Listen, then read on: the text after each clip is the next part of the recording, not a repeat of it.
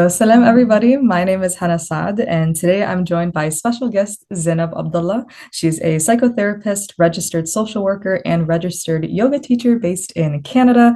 She's also the founder and executive director of Wellnest, a safe, compassionate, and non-judgmental therapeutic space with a team of Black, Indigenous, people of color, or BIPOC psychotherapists determined to give quality care to clients. So, welcome, Zainab. It is a pleasure having you here today.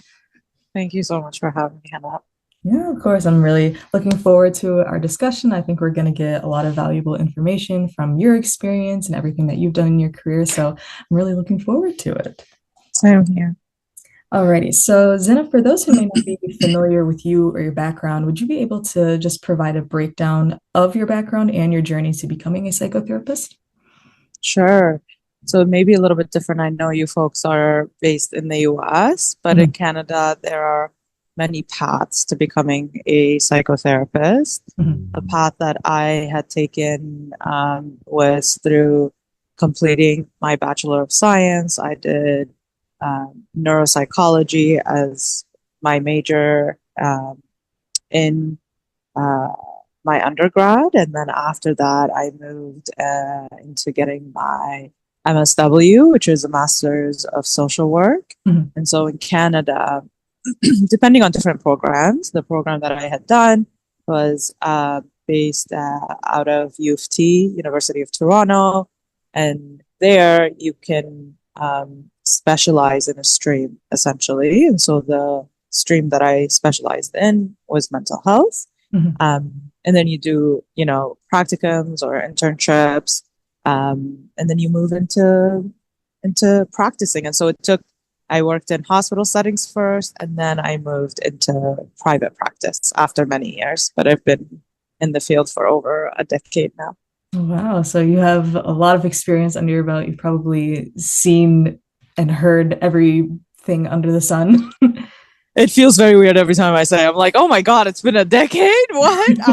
But yeah, there has been a lot of experience, definitely, and I think the the nature of this work really does require experience to be able to For deepen sure. into it, to be able to really embody it. Mhm. And I did a lot of my own healing, alongside the work because it's essential and it's sort of inseparable to the work that Yeah, of you course, do it's as a not. psychotherapist. Yeah, of course, it's not just a journey for your clients, but also for you as well. So, Most definitely. and like taking Mhm. your own experience and making it applicable to helping out your clients and everything. No, everything is very interconnected with each other. 100%. No, most definitely. It's really hard to be doing this work without you having done your own work. Mhm. Um, and yeah, to be able to be on the other side, but really experience it. But that you are, as you said, as you put it beautifully, journeying alongside Mhm. folks that you're supported. Oh, for sure. And through a little bit of searching about you on various websites and things like that, your top specialties include anxiety, depression, trauma, and PTSD. Is there a specific reason why you might have gravitated towards those specialties more than others? Um, yeah, I think, my own experience, I'm originally from Iraq. Mhm. And so I immigrated, I'm a settler here in Canada, at 12 years old. Let me Mhm. know if this gets too loud, and then No, you're I'll okay. have to pause and go back. And so I've experienced war, I've lived through war, and my parents and the generations before have. And so really even, when I started in this field, it was not we didn't have access to all the information that we have Mhm. now. And so my I gravitated towards the field as a whole, not the specialization so much specifically, Mhm. because there was a yearning to alleviate suffering, to understand my own suffering. Um, and so naturally, in working with folks who are predominantly racialized, uh, or working predominantly with folks who are racialized, Mhm. it's uh, it's just inherent to many of our experiences, the traumas, Yes. modern day trauma, contemporary kind of experiences of trauma. as well as historical and inherited. And so, and anxiety and depression, they're also there are intersections with trauma. And so I don't see them so much as completely separate if we were to define trauma as just experiences that are too overwhelming for our systems to manage or handle. And so that's my own experience informed that really, and working and finding so much power and healing in processing my own traumas and what I've experienced. And so that's what led me less to the specialization of the work, because the work, I don't only work with anxiety, depression, and trauma. I work with a lot more than that. Relational difficulties, let's say, that might show up. Sometimes the manifestations of even each individual experience looks very different. But what I would say is I'm more I intentionally chose somatic practices, for instance, as something that is a modality that I specialize in and work with to help manage some of these concerns that show up in the room. Oh, very interesting. And it sounds like there's a lot of relationships with what you've experienced in your past, trying to find out the answers of what you've gone through and trying to get a better understanding of why is this happening, what's going on, how can I apply this to the other people in my life that are being affected by this, how can I help others that have been impacted by this as well. So as we said before, it's very, very much an interconnected field. Like your experiences translate into your own practice and your own work. For sure. Yeah. And I think it would be like quite ineffective if you were to come in without having, we're all humans. We all experience suffering, period. But if you haven't worked at it or looked at your own suffering, it would really impact your effectiveness in the work that you do, I think, as well. And so, yeah, definitely amplifying what you're saying. For sure, because there's obviously a big part of psychotherapy and just mental health in general is having that empathetic trait and knowing where these people are coming from. So implementing, and taking away from your own experiences and seeing how that could relate to a client or a person that's standing right in front of you, there's probably going to be a much stronger connection or a much stronger bond between the two of you because you have that understanding of what they're going through. Most definitely. And also the room itself, like when you're working with folks, you're using yourself. You're not this blank slate that's showing up in the room. And so you're also impacted by what's happening. But also there are things that might show up in you that might impact the relational work that you do. And that's why it's important to have ongoing work and reflective practice and healing for yourself. It's it's not like a one and done experience. You get healed and now you're healing other people. It's an ongoing relational experience through the work. No, for sure. Sounds like it's something very continuous. For sure. All right. So, as we mentioned at the beginning, you are the founder and executive director of Wellnest. Can you give us some insight as to when and how you got the organization up and running and the decision to make it filled with BIPOC psychotherapists? Yeah. So, Wellnest was founded in 2019, so about 5 years or so ago, a little over 5 years. And at that time, I was working at a hospital. So I started initially the sort of the beginning of my career. I spent a lot of my experience in hospital settings, so emergency settings or brief therapy clinics. And at that time,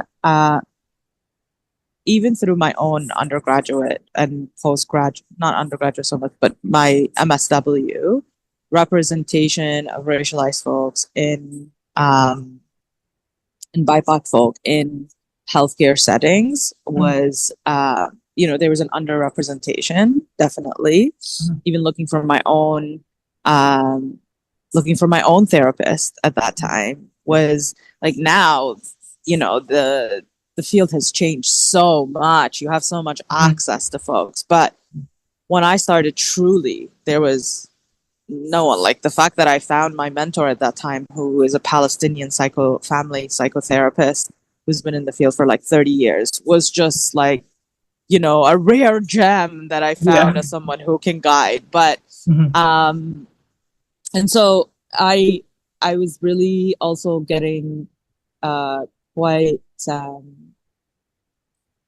uh, like, I was struggling with the bureaucracies of the hospital and the impact on my own nervous system. Mhm. And so that's really what drove it, as sort of initially the desire to create a space Mhm. that's different. And when we were looking at that time, like, all private practices and clinics were white owned, and there were representations, obviously, of BIPOC folk in clinics, but it wasn't led by BIPOC folk. And so, um, that was really the start of the journey. And when we first started, there was just so much demand and need and appreciation and such beautiful positive feedback, Mhm. um, and deep desire for a space that can have folks who reflect your experience, um, show up in the healing process and journey alongside you, Mhm. and for it to focus on that, for it to say, boldly and comfortably that we're BIPOC led, and that the team is, um, like, in terms of the hiring process, even, and in terms of the invitations of therapists to join. Mhm. Um, so it was different, and I'm just so glad that that has changed. The landscape has changed so much. It's really, really beautiful to see, and fulfilling to see that there has been such a huge change in the practice. So much more accessibility for folks of Mhm. different intersecting identities to see themselves reflected in many different practices as well. Mhm. No, it's honestly very admirable to make an organization that's so emphasizing the importance of diversity and inclusion and all of that, because I know from personal experience and talking with other people when it comes to mental health, the cultural competency aspect is a very important factor. And sometimes going to a specific therapist, many times if it's a white therapist, no shame in their practice and what they're doing. They could be a very much qualified and everything is going well, but Mm-hmm. there's still Mm-hmm. a little bit of that disconnect. So, For sure. For mhm, sure. And interestingly, my own therapist is white, or mhm, was at that time, 10 years ago when I started, and has been with me for the past 10 years, because the relationship was so important to mhm, me. But that gap is definitely always there. And that was the gap that I wanted to kind of bridge, in that, mhm, um, having to explain your experience instead of spending that time mhm, just working through and getting support for the experience, um, is just such an important change mhm. to happen in the field. Really, For it's sure. about time.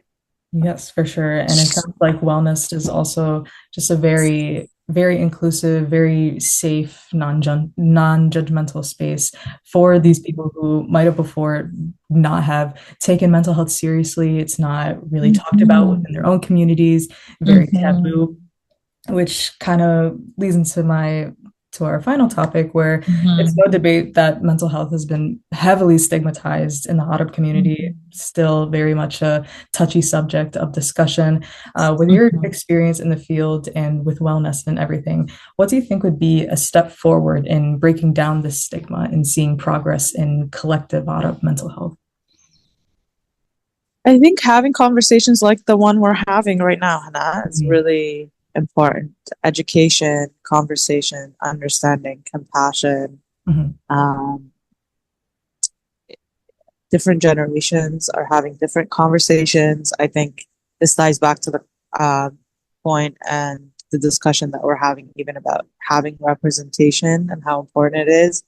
Sometimes that in and of itself actually breaks that barrier.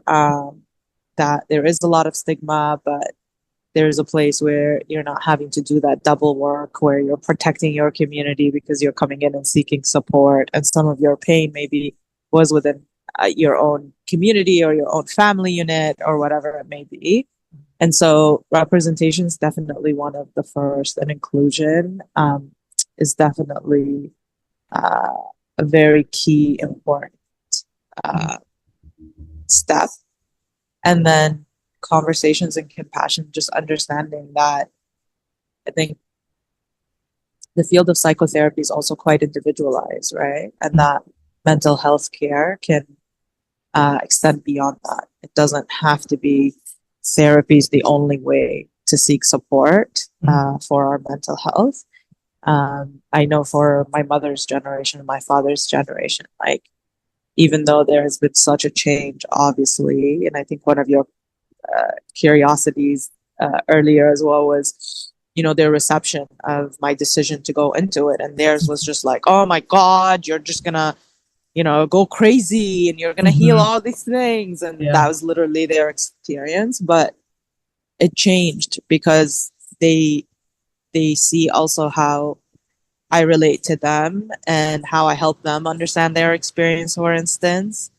And for me, it's the understanding that, okay, maybe they're not going to sit in front of a psychotherapist necessarily, but what does collective healing look like for them? Because such individualized care might not be something that they're necessarily drawn to. And so I think being creative also in how we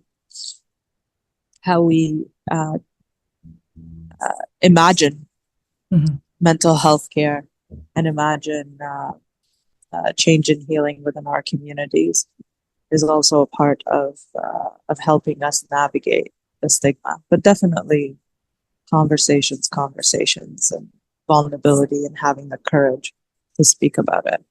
No, of course. That's very, very powerful statements. And I resonated when you were talking about how, like, speaking with the older generations about mental health, you kind of have to go about it a different way, because even as an undergraduate student taking my psychology classes and being involved in different mental health organizations and clubs and things like that on campus, my family, they know now that I'm very much in the mental health space, so they're becoming more comfortable talking to me about it, because at least it seems that I at least kind of know what I'm talking about. So it's kind of opening more doors and giving them more access to at least start having those conversations. And so important, right? That you are leading the way, and you're kind of you're practicing that courage to be in those spaces as well, because it really does take a lot of courage as well. And when they see that, it's natural that they also kind of feed off of it, and it transforms our own collectives as well.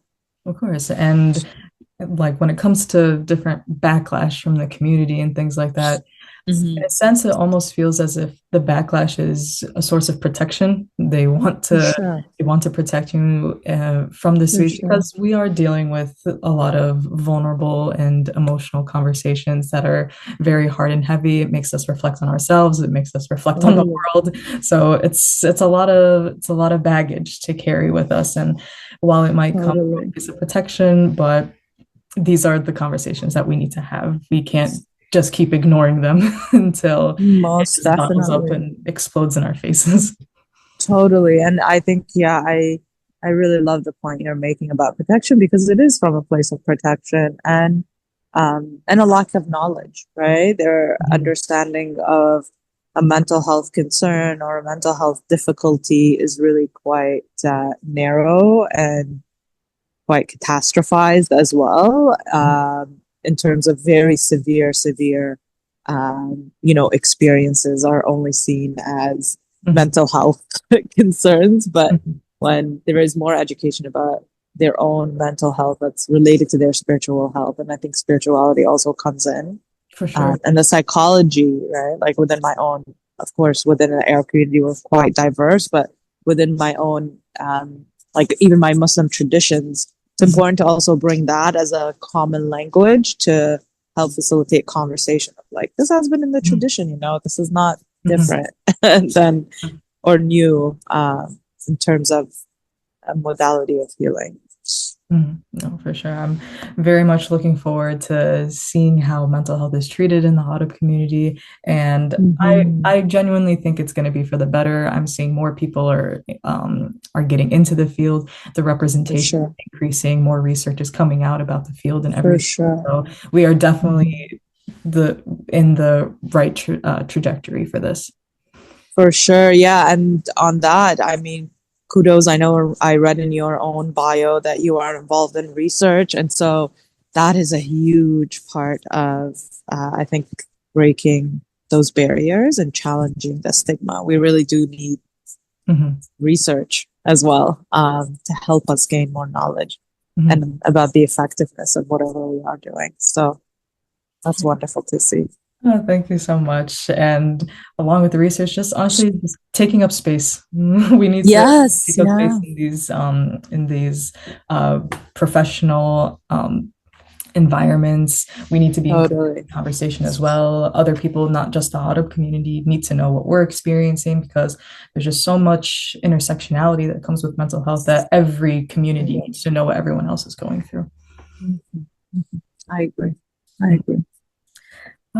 Alrighty, so this kind of wraps up the conversation for today. It has been a wonderful and valuable one. I'm so grateful to be able to take some of your time. I know you're a very busy woman, but taking the time to just sit down and talk with me today. And before we wrap up, is there any final advice you'd like to share with those who might be struggling but don't really know where to start?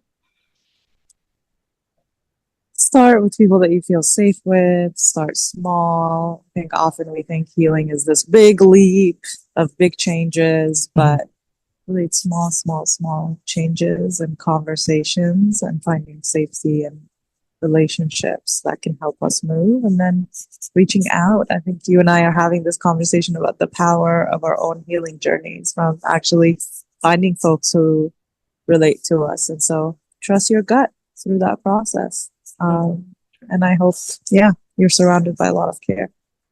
For sure. It's a very, very gradual journey. There's no rush to jump in the deep end. Not linear. No. Sure. So, well, thank you so much, Zainab, for taking the time to chat with me today and for the amazing work that you are doing on a daily basis. Appreciate you. Of course, where can our viewers find you if they want to follow your content or seek resources? Sure. So you can find me on Instagram. You can find Wellness Therapy. And then you can find my own personal Instagram, which is LAL.mindful.therapist. But if you put in my name, I'm sure Instagram will bring it up. So you can follow us there, join on the newsletters. We send out lots of free resources to help, especially since you folks are in the US and we don't provide care in the US. So you can join our community that way. Of course, no matter who anyone is listening to this from, guide them to as many resources as they can, no matter where they're going to. For sure. So thank you again, Zainab. It has been a pleasure, and I am wishing you all the best moving forward. You too. Thank you so much. It was a lovely conversation. Yes, Take care. Take care. Bye-bye. Bye.